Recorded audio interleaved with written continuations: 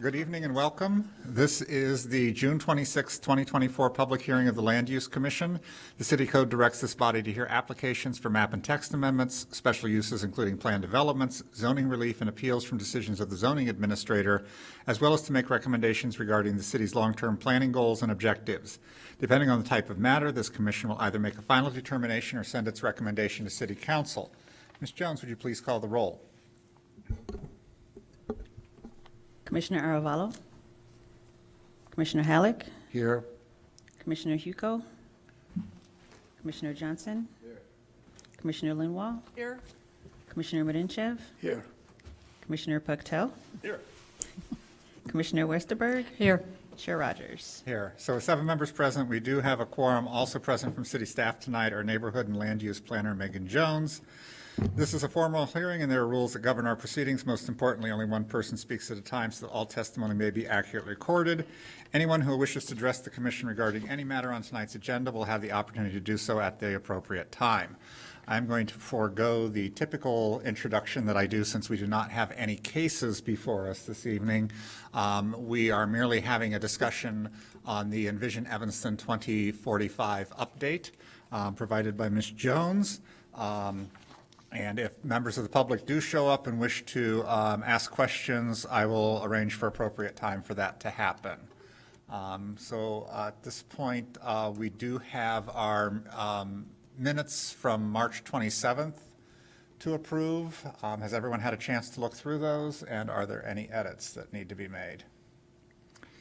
Seeing none, if someone would like to make a motion for approval?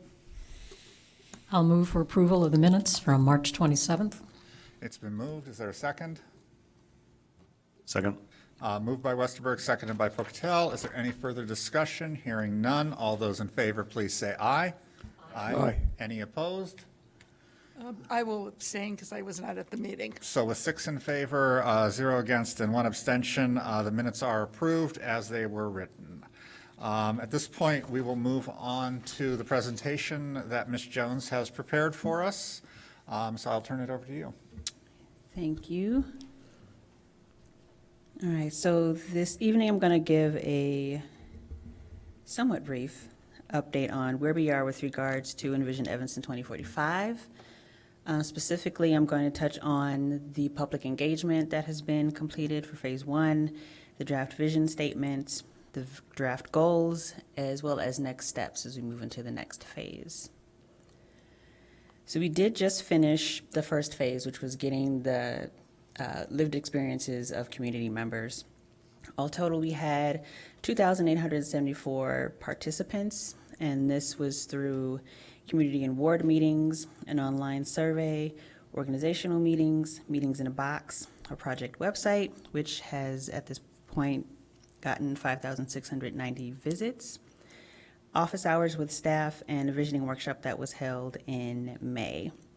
And as you can see, we have a decent spread of age ranges when it comes to responses, but the largest age spread was between 35 and 70.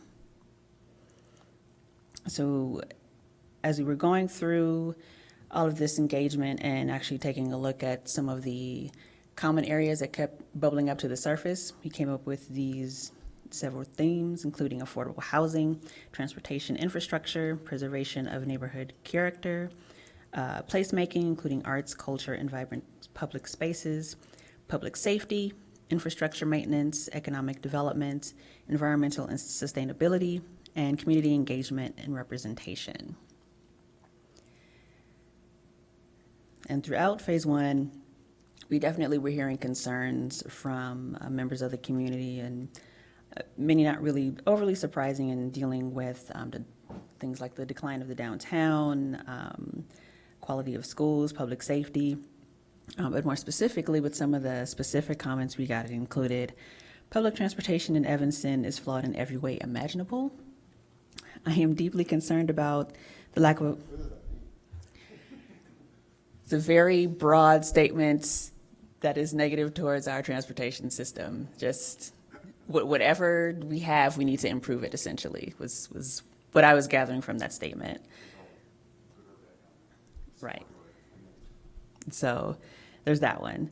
Another comment, I am deeply concerned about the lack of housing that's affordable for young families wanting to put down roots and buy a home here. Grade level parking lots should be replaced because of the terrible land use that they are. And urban design should be at the top priority for the city. It is the apex on the urban policy map that everything should fall under. So in addition to some of the concerns, we did see what the community members had a desire for. Again, most of it not really surprising with regards to variety and just attainable housing, integration of arts and culture, sustainable development, and things of that nature. And some more specific comments we received for these are, I'd love to see more native plants in the parks. We need to address the need to update and modernize our physical infrastructure. We need to make a commitment to economic diversity in our community. And then one comment that was a little bit more of a reminiscing and wanting to get back to that was I came to Evanston a lot when I was younger and felt that back then the downtown area was more vibrant and had more shops to explore with friends. So basically expressing a desire to get back to that type of vibrancy. Have some additional comments here, really speaking to the lack of affordability of both homes and in the second comment here, commercial space. And that has also become less attainable for business owners as well. So given the concerns and the desires that people wanted to see for Evanston, we wanted people to also look 20 years into the future and think about what Evanston could be in 2045. And we asked them to provide 3 words that would describe their ideal Evanston in 2045. And here is a word cloud of some words, including, of course, affordable, vibrant, equitable, walkable, housing, thriving, inclusive. Now, going back to the visioning workshop that we held in May, the participants for that particular workshop went through a number of different activities that day. And at the end of those activities, there were some common themes that arose. And we used those themes, put them together, and came up with a draft statement at the end of that meeting. From there, with some additional comments and suggestions from some participants, as well as some wordsmithing from staff, this is now the draft vision statement that we are asking for some additional feedback from the general public. And basically it says, in 2045, Evanston is a vibrant, resilient, and welcoming community for all. Evanston celebrates its diversity through our arts, culture, and neighborhoods. Steady growth in our local circular economy cultivates opportunities close to home while achieving ambitious climate action. Our abundant access to parks and open spaces promotes well-being, and extensive housing options make living in Evanston safe and attainable. Evanston's neighborhoods are connected through a robust network of transit, bike, and pedestrian options. We achieve this vision through proactive planning, community collaboration, and bold action. So taking that vision statement in mind, as well as revisiting some of the common themes that I mentioned earlier through that first phase of engagement, we have some draft goal statements. And these are: create a healthy community, establish strong local economy, protect natural resources, celebrate art and culture, increase housing diversity, and create equitable opportunities for all. So I'm not going to read through each of these, but if there's any that you want me to go back to, I am more than happy to. So for the goal of fostering a healthy community, we strive to build a vibrant, inclusive community that supports the holistic health of all its residents. For establishing a strong local economy, for that goal, we aspire to build a prosperous, inclusive community where economic vitality and quality of life are interwoven and benefit all. For protecting the natural resources, we strive to actively preserve our natural environment for the benefit of current and future generations. For the goal of celebrating arts and culture, we aim to honor our history, celebrate our diversity, and foster a thriving cultural landscape for all. For the goal of increasing housing diversity, we strive to build resilient and inclusive neighborhoods where people of all ages, incomes, and family structures can find sustainable or suitable and attainable housing. And finally, for the goal of creating equitable opportunities for all, we strive to build an equitable, inclusive, and sustainable community where every resident has the opportunity to thrive and enjoy a high quality of life and well-being. So for next steps, we are getting into the second phase, which is going to include validation of the things that we heard in the first phase. There will be some pop-up events, so literally just kind of doing the same round of things that we were doing in the first phase, going to some existing events that are already on the calendar, maybe popping up at stores, things like that. We will also have some additional online surveys. We will have some deep dive discussions that will include the themes that were brought up in those goal statements. That will be more of a concentrated and focused discussion that we were hearing during the first phase people really wanted to have. We will continue to have our organizational perspective meetings, and then we'll have a board and commission workshop. So that's more so dealing with development scenarios for that. So that is the end of my presentation. Welcome any questions.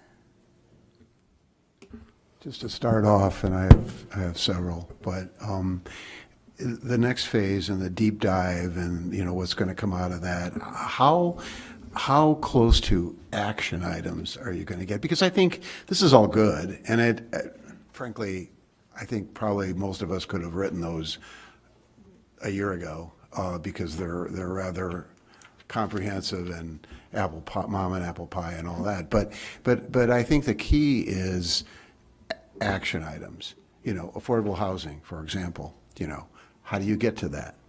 Because it's not an easy answer. How close to action items is this going to get? So in this phase, while we are doing that public engagement, there will be drafting of some,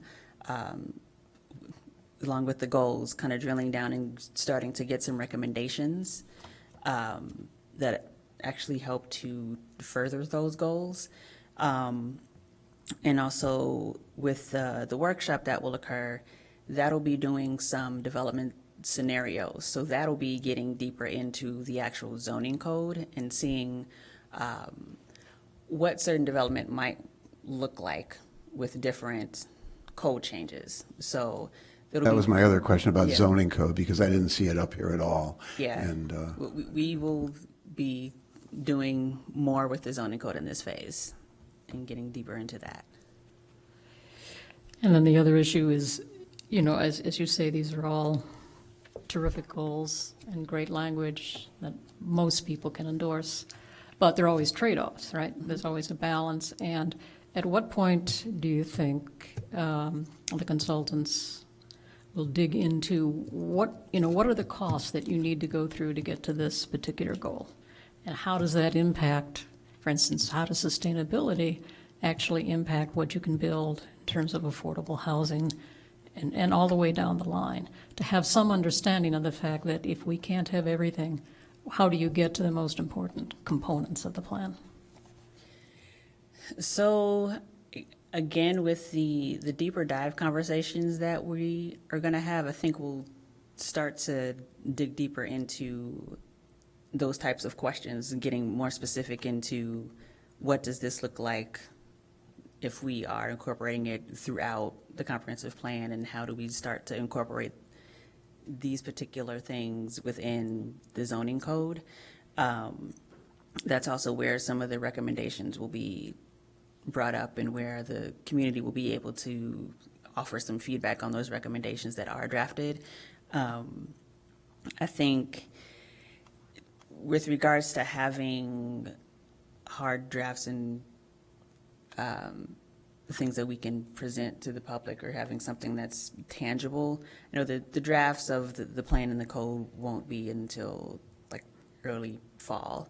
But with the recommendations and the strategies and the development scenarios, that's when we'll start to really drill down and have conversations with, is this actually feasible given like construction costs and things like that? Because we intend to have different people in different arenas as part of those conversations. I think a word to use scenarios. I was thinking the same thing, that if you, because it helps people understand like some of the complex issues. If you take a scenario, like here's a site and, you know, and the zoning says it's can be this much. Well, how do you incorporate affordable housing? How does that work with the budget? How do the climate issues, you know, impact the cost of the project? And it just, scenarios help people understand that rather than make them abstract issues. Agreed. I mean, the reality is we want everything, right? And we want it to be as possible and as vibrant and as engaging a community as we can. But there are always those roadblocks along the road, and I think just it'd be interesting to see, you know, how the consultants can work with some of the citizen groups to kind of understand that. And I agree. I think scenarios are the best way. An actual case example is the best way for folks to understand those issues. Hey, Megan. Is there any part of the consultant's scope to try and like benchmark where we currently are at? I mean, I understand that the part of the outcome is redeveloping the vision for and the kinds of goals of where and like value statements for like what is important. Am I getting ahead of myself in terms of like the planning for like benchmarking how to measure where we're at for those goals and how and what defines success? For example, like one of the goals up there I saw was access to like vibrant green spaces, right? So how do you define like what is vibrant and what is the current amount of access to it, and then what is the goal? So how these things need to be measured. I mean, and this is I think more planning maybe down the road. But is there any part of that that's under the consultant's current scope? Well, I think that actually, because that was kind of one of my questions and concerns, I think that the preliminary findings report starts to do a lot of that, where it talks about what the status of housing is in the community and demographics, and it has some of the, you know, the environmental health factors. My thought in reading through, I mean, I think this is a great start for where we are, but the two initial concerns I've got is I think that the preliminary findings have to expand to address all of the goals.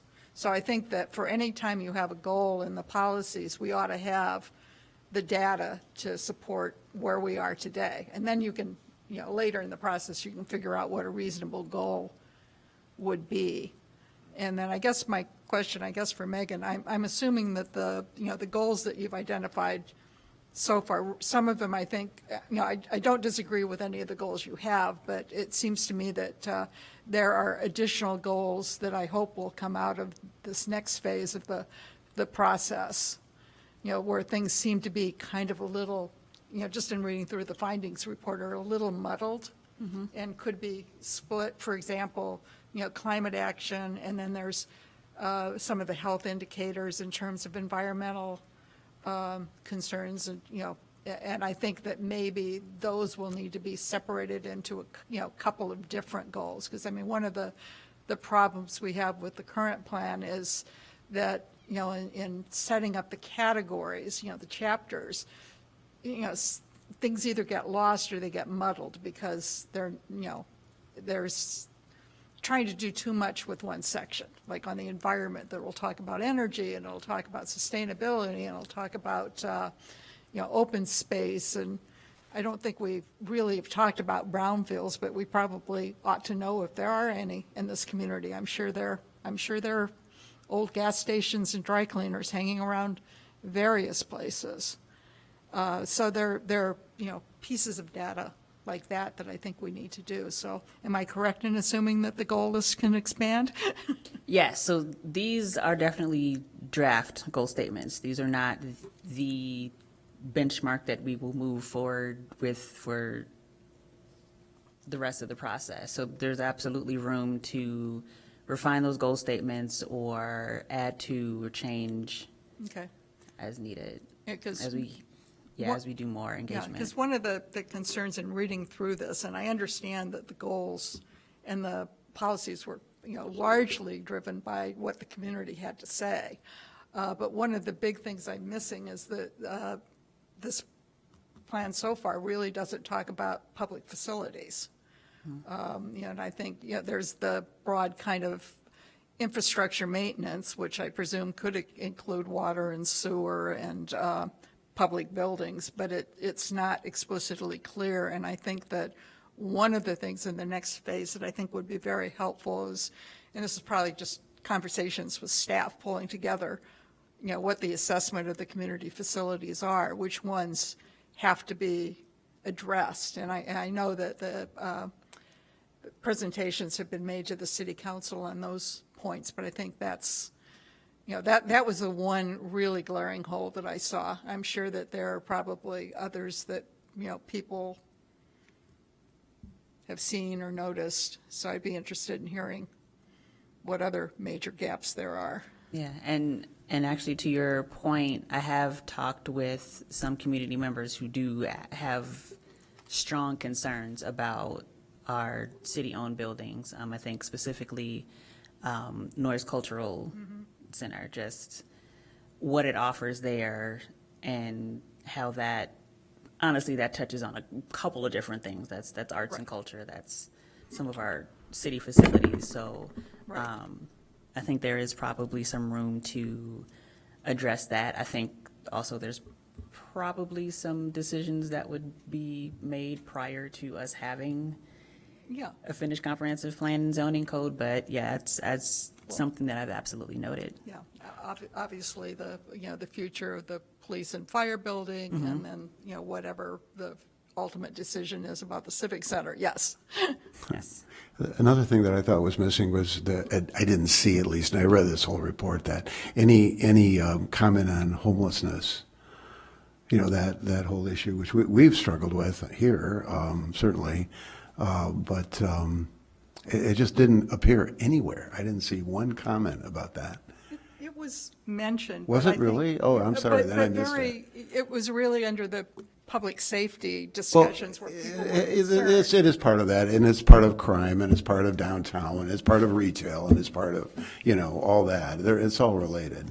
Well, there's the whole, the other big thing that it was kind of sort of started to be addressed, but it's not really, is the whole community wellness notion, which again, depending on, it falls under, environmental concerns, the tree canopy, just access, accessibility, access to medical services. After all, we have two major hospitals, and we're going to have a drop-in center, and this whole notion of community wellness, I think maybe would be should be one of the goals, and that can address public safety, because I think not only guns but just violence in general is a public health issue, which gets into mental health and all the others. So I think that there's opportunity to flesh that out. Noted. One note that I would make is we seem to use affordable housing as a term in many different ways. And I think that needs to be clarified, because when we usually speak of affordable housing, we're talking about someone who makes a certain percentage of AMI and the city helping subsidize housing for them or whatever we're doing. But I think a lot of what people are talking about when I'm reading this is kind of that missing middle, sort of the family who wants to come and can't afford to buy a single family home in Evanston, or you want to upgrade your home, and how all of that plays into it. And so I think when we use the term affordable housing, we have to be really careful as to what we're talking about and maybe have a few definitions in Yeah. place. Yeah, because, I mean, the question is it affordable for whom? If you're making $150,000 a year, your household can afford, you can probably find You can someplace. find housing, but if you're looking for a single-family home, when you Yeah. look at the price of an entry single-family home in Evanston, 400,000? Yeah, and 450? there's the whole, kind of rental versus home ownership thing, which Evanston is kind of blessed in having pretty close to a 50-50 split between the two. That's a little bit different. But the other thing I would caution us about is using the term missing middle, because that means, again, different things. I've Right. seen it mean, basically, missing middle is like 2 flats and 4 flats, townhouses. And actually, it's been a while since I looked at any of our, the housing statistics, but the last time I did, my recollection is that we're pretty evenly divided with lots of larger multifamily buildings, 6 units or more, and lots of single-family houses, but not very many 2 flats and townhouses. There are certain areas where you find those, but they are not well dispersed throughout Right, the and city. the question is, should our policy be, we want somebody, developer to come in and start building lots of 2 flats? I'm not sure that makes sense. It's so relevant, it's so relevant to the zoning issue. Yes. That's where it's going to play out. Right. So, But the other definition of missing middle is kind of what you were doing. You've got, if you're really, if you've got the income, you could find a place to live. If you are, below the area median income, there is subsidized housing that's available, maybe not enough to meet, the people who want, demand of the people who would like to live in Evanston. But we have, 2 senior, building, Cook County senior buildings. You've got Prim Tower, and you've got the other, was it the Blake? I think that's the name of it, a little further west on Emerson. And you've got then the higher end senior housing. So we have actually a fair amount for seniors. But the comment that kind of struck me is one of the comments, we don't have housing for families who want to move into the community. Well, and this with is kids. this is something that we've struggled with when I was on ZBA, when ZBA existed, is you get people who can't afford to move into that next level of home, so they want to upgrade their current home, which just makes that home less affordable for the next family who wants to come in, because you can't find that 2-bedroom home or that 3-bedroom home. Everything is a 4-bedroom, 5-bedroom home with a large living room and everything else. Yeah, well, I think that kind of goes to a policy that says we should have a really wide range of Right. different kinds And of that- housing. And that's something that is mentioned in here, is the diversity of the housing. But the definitions help set expectations, I think. Right, because I don't want, because if we just say something about affordable housing, It's irrelevant. I think people are thinking different things Yes. instead of housing that is affordable. Right, and it depends on the group. I mean, Right. you've got the student housing where Northwestern students will band together 4 or 5 or 6 at a time, and, $1,000 a month may be affordable for them, and the rent, but, if you're a regular household and trying to, rent a 3 or 4 or 5-bedroom house, you can't afford to pay $6,000 a month. Right. I think part of why it's sort of contrary. They're working against each other. Everybody wants a very desirable community, but desirable communities usually cost more to live in, and that's just the fact. And so it's kind of working against each other. I don't know. Any thoughts? Dan? I have one question and a little bit of considerations too. My question is one of the first slides where there were kind of a list of concerns. The first one that I read was developments that clash with Evanston's cultural and historical character, which I share. I have the same concern for some of the developments, even that we had them in front of us as land use committee. So will you please elaborate a little bit what was exactly behind this statement? What kind of developments people think clash with our historical and cultural character?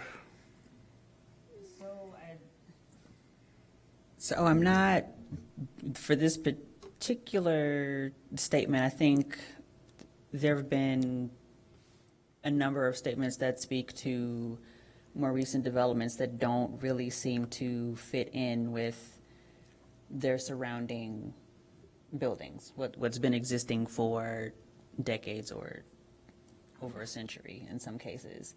So I think in some cases this is making sure that the design of the building, the scale of the building does not completely clash with what is existing, but also provides some variety and is not necessarily like a cookie cutter kind of thing.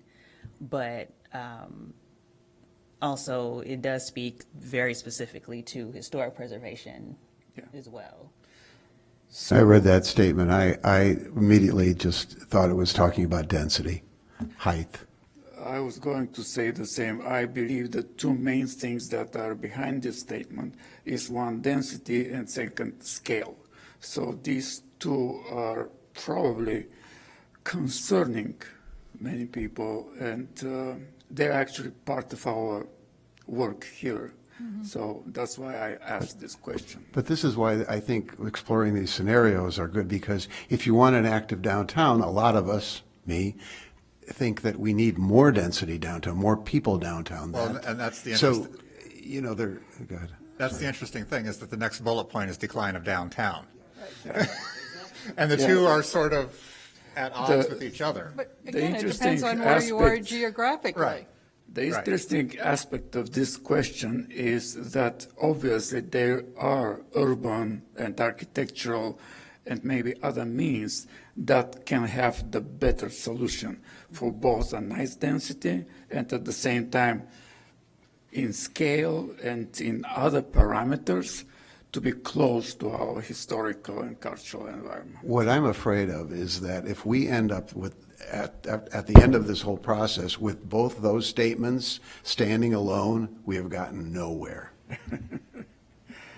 The other thing that was part of the statements of my colleagues, I didn't see in the other material something, I saw demographics, but especially for urban planning, my opinion, it's not only, let's say, population, increase of population, or even density. One of the most important things is the family structure, because it's different if you speak about both affordable housing and generally housing, but you don't have the family structure that is like most commonly met in our city.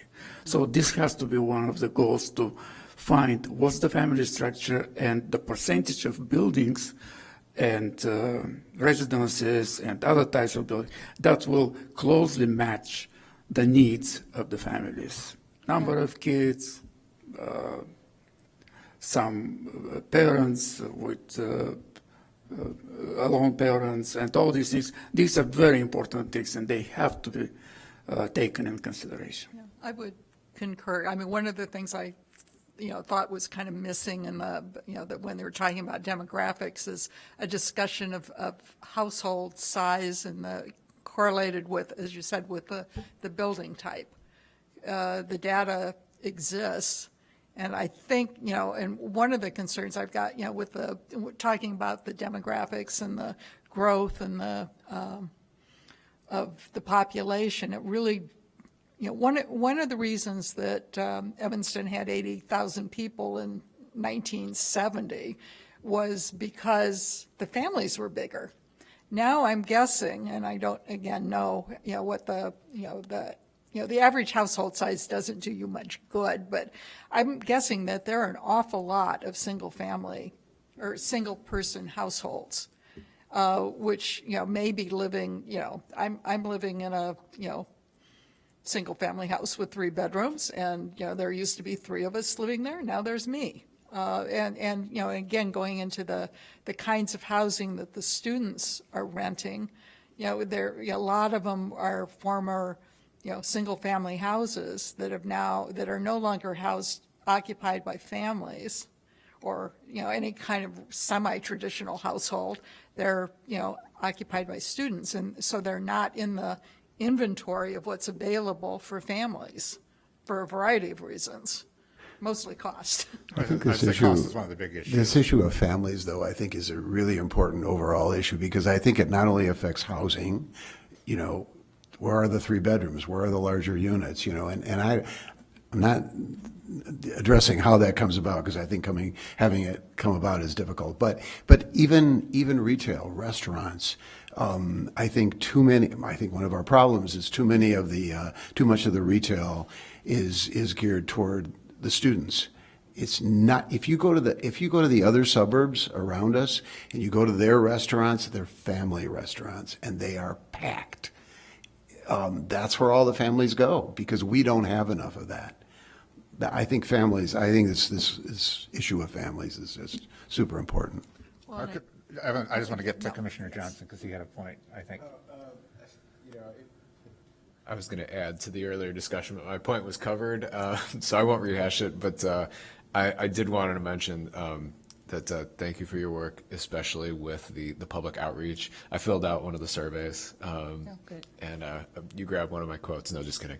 But I know that's like I did say things along these lines, but I know the public participation part of this is so difficult, and I was happy to see the response rate and just the the higher the response rate, the more diversity of input that we can get for activities like this produces a better finished product because I'm sure I'm not telling anybody in this room anything new, but it tends to be kind of some more the louder elements of the community tend to come to make their voices amplified in forums like this. So to get a wide variety of voices in this process with the outreach for the comprehensive plan formation process, thank you for doing that. Thanks.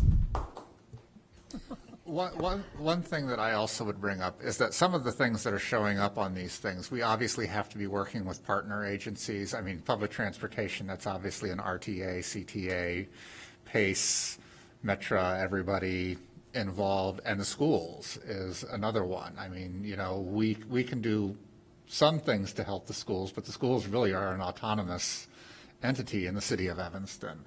And how do we bring them in to the discussions on this and share what we have heard, with them and get them involved as a partner in these sorts of things, because we can have great plans about public transportation, but if RTA does not have money to extend lines or add additional stops, I mean, we've talked about an additional yellow line stop for quite a while, but there just isn't the money and the will to do that at this point. The schools, obviously, we were involved in the Fifth Ward school in terms of a land use issue. But in terms of the quality of the schools and enrollment and things like that, but that also goes to some of the family issues that we've also raised. If you don't have families, you don't have children attending schools. So just some mechanism where we can maybe engage with leaders in those areas as part of this as well, rather than us coming up with ideas and having them go I think absolutely nowhere. I think the other question is, I was just curious, how was Northwestern involved in this in terms of students or anything like that to date? Is that something that did happen? I mean, we are a university town, and so similar to the schools, public schools, it's something we will need to live with and work with and figure out how we involve them, I should think. And the 2 hospitals as well. Yes, so talking with Northwestern as an entity that is part of the organizational perspectives, the second part of that, as well as Evanston Hospital. We have talked with St. Francis already. So specifically for Northwestern, that'll be coming up soon, just talking with them to get an idea of what their plans are, what they will need in the next 20-some years, and just trying to be aware of what's going on, so there's some synergy there.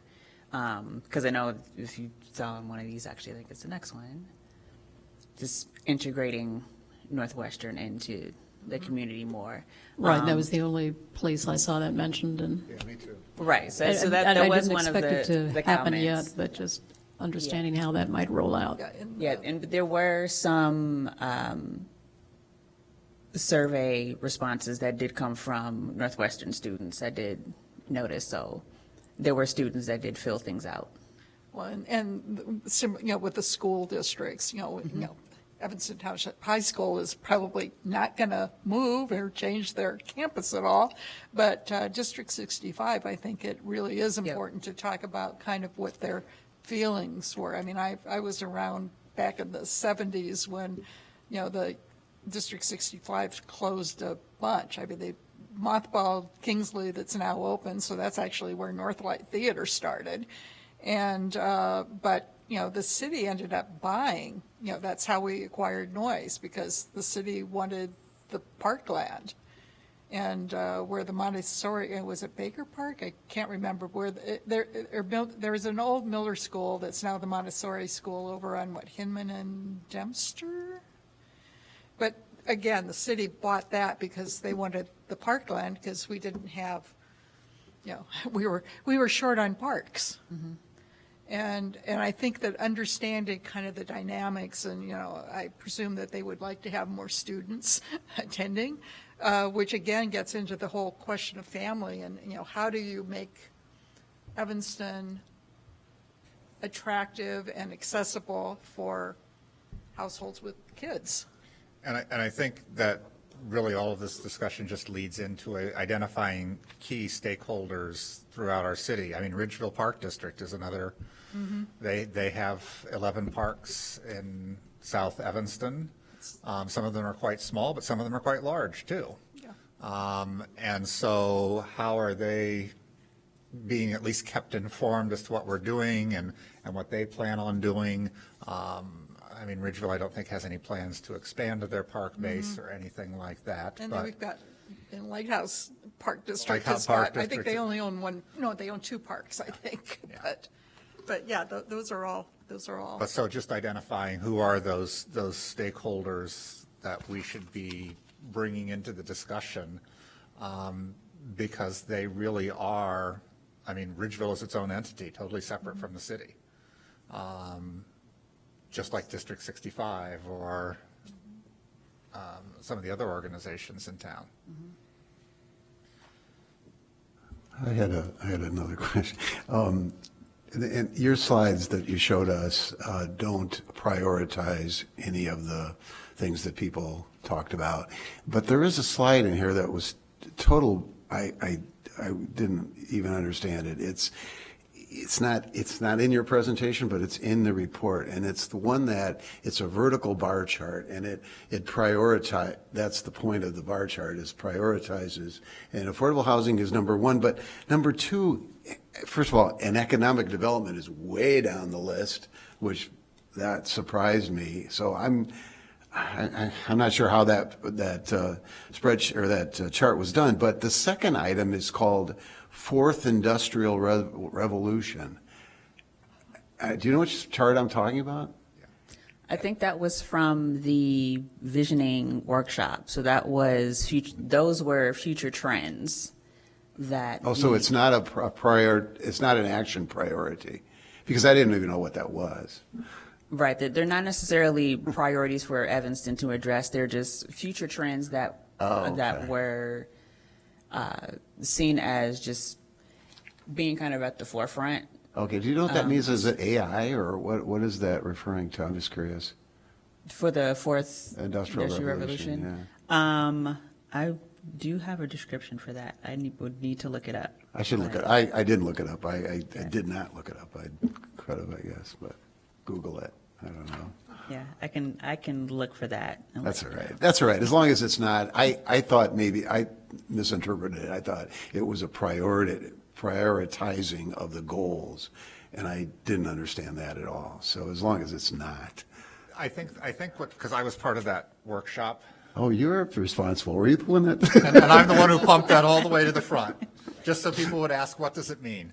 No, what we were asked to look at in the workshop was trends that are happening, whether we felt they would be something that would impact Evanston, and how could Evanston situate itself to best meet those. So there were things like climate action, things like that, which were pretty straightforward. Some of them were a little more vague, trust in government, it's like, that is a trend. How does that play into Evanston? And is that something that is a major issue in Evanston?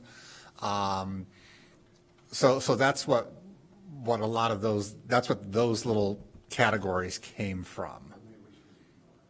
So it's really trends and what people felt were trends that would have an impact on Evanston. And presumably in one of the next drafts, that won't be, you'll have some other chart or some other way of describing things. Or People don't get confused. Yeah, better explain it Yeah. in the next draft, yeah.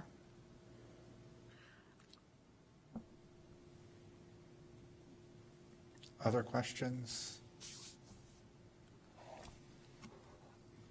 Well, I have a couple of things. First of all, I'd like to say that I think that where we are right now, you guys have done a great job of pulling things together so that we have something to react to. Having been involved in this kind of process before, it's hard to get started. And it's hard to start fleshing out, what a document might look like. And I presume this is going to continue to evolve and change. But just on the first, in the introduction, there's a couple of things I'd like to get corrected. First of all, Daniel Burnham did not do our plan. His sons did. Daniel Burnham died in 1912, and the plan of Evanston was from 1917.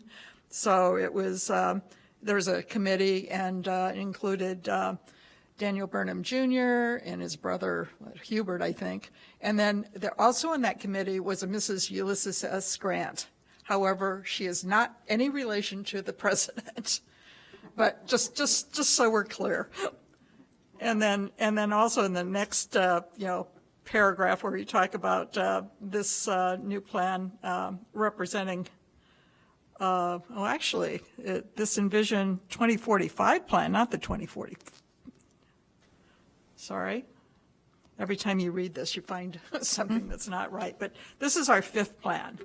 There was a 1917, that I know about. There may have been something else, but the records are not clear. There was 1917, 1974, 1986, 2000, and then this effort. So you don't have to list all the dates, but it's the fifth. So.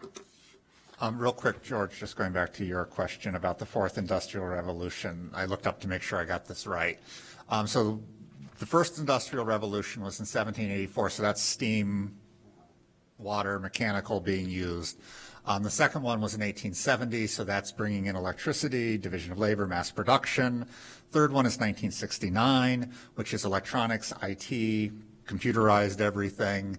And so the fourth one is, what is that next phase when we talk about self-driving cars, when we talk about Robots. robotics being involved more. So it's the what is the next phase of technology that's going to change the world. I mean, having everybody having their cell phones with apps on them for everything. So that's what they're talking about under that term.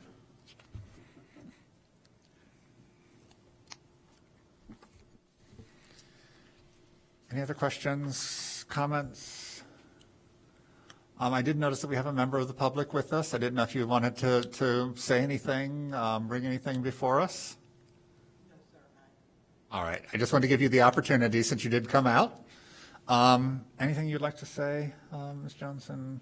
Summation, like going back to our next steps and kind of where we're going to be moving forward? So don't have a whole lot to add, but again, we are diving into the second phase, and I think a lot of the engagement will really be towards the end of July, because we've got to get some planning and make sure everything is in order and make sure people actually know about the things and get the word out. And same with the more targeted discussions. Those will be occurring, I think, probably through the summer. And those are being scheduled just kind of iteratively with some consultation with various boards and commissions or groups that really are kind of at the forefront and showing a lot of interest in leading those discussions, as well as with staff members who are within that arena. So those will be coming up as well. But that is pretty much what I have. We are still on target for starting the review at the end of the year. So Okay. more to come. All right. Well, thank you, and to reiterate the fact that's been raised earlier, thank you to the staff for the hours they've put in on this and putting together all these things and working with the consultants. And we'll look forward to the next phase of things. And if anybody's hearing me, or if Mr. Smith would be willing to put into his article the encouragement that people do participate. We are making options available for people to participate. I've seen several people post online that, well, who are these people? We weren't asked. So putting it out there so everyone knows where and when their input can be added to this through these pop-up events, through additional outreach from the city staff. We do have the Envision Evanston website that has several options for reaching us and sharing your thoughts. You can sign up for office hours with staff, and that's more of a one-on-one opportunity. You can submit a big idea that could be very broad and general. We've had a few, and those can just include kind of food for thought types of things, or they could be as detailed as a pedestrian road in the downtown. Have a plan for that. We actually did. And also we have the Envision Evanston 2045 email, which is envisionevanston2045@cityofevanston.org. If you have questions, we are able to respond to those as well. So there are a number of different ways to get in contact with us, ask questions, get clarification on things. And as we get into doing the pop-ups and the events, we'll be doing more posts. You might see some posts in your local store. There'll be some e-news blasts, things in your community centers, things like that. So. All right, thank you. That concludes the presentation.